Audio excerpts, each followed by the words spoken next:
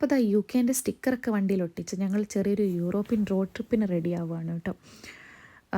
UK registered വണ്ടിയൊക്കെ യൂറോപ്പിൽ drive ചെയ്യുമ്പം വേണ്ട മാൻഡേറ്ററി കാര്യങ്ങളിലൊന്നാണ് ആ സ്റ്റിക്കർ. റോഡ് ട്രിപ്പാണെന്ന് പറഞ്ഞാലും ഒരു 2 മണിക്കൂർ നമുക്ക് കടലിലൂടെ സഞ്ചരിക്കണം കേട്ടോ. അതായത് ഇംഗ്ലണ്ടിലെ ഡോവറിൽ നിന്ന് ഫെറിയിൽ വണ്ടി കയറ്റി ഇംഗ്ലീഷ് ചാനൽ കടന്ന് നമ്മൾ ഫ്രാൻസിലെ ഡൺക്രിക്കിലെത്തും. ഇത് ഡോവർ പോർട്ടിലെ കാഴ്ചകളാണ് കേട്ടോ. അവിടെ ഫ്രാൻസിൻ്റെ ഭാഗത്തുനിന്ന് ഒരു ഇമിഗ്രേഷൻ ചെക്കുണ്ട്, പിന്നെ ഒരു ചെക്ക് ഇൻ ഉണ്ട്. നമ്മൾ പോയത് DFDS എന്ന കമ്പനീൻ്റെ ഫെറി ആയിരുന്നു കേട്ടോ. അങ്ങനെ നമ്മൾ ഈ ചെക്കിനും ഇമിഗ്രേഷനും ഒക്കെ കഴിഞ്ഞിട്ട് ഫെറിയിൽ കയറാനായിട്ട് വെയിറ്റ് ചെയ്യാണ്. പിന്നെ ഇതാ നമ്മുടെ ഫെറിയിൽ കയറി ഇതതിൻ്റെ ഗ്രൗണ്ട് ഫ്ലോറാണ്, അവിടെയാണ് നമ്മൾ വണ്ടി ഇടുന്നത്.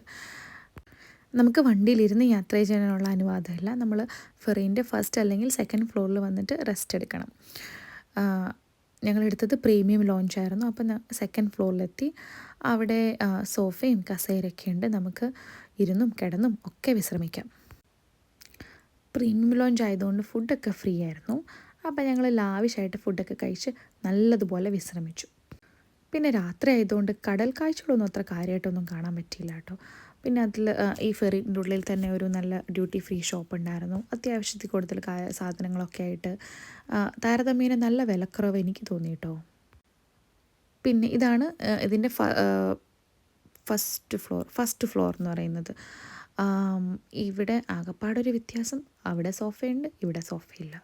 അവിടെ ഫുഡ് ഫ്രീ ആണ്, ഇവിടെ ഫുഡ് ഫ്രീ അല്ല, അത്രേ ഉള്ളൂ കേട്ടോ.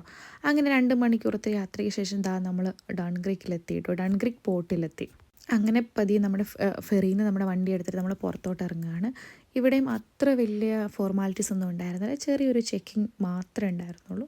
അത് കഴിഞ്ഞിട്ട് പതിയെ പോർട്ടിൽ കൂടെ പതിയെ വണ്ടി ഓടിച്ച് നമ്മൾ പുറത്തിറങ്ങി. അങ്ങനെ നമ്മൾ ഫ്രാൻസിലെത്തി, അല്ലെങ്കിൽ യൂറോപ്പിലെത്തി.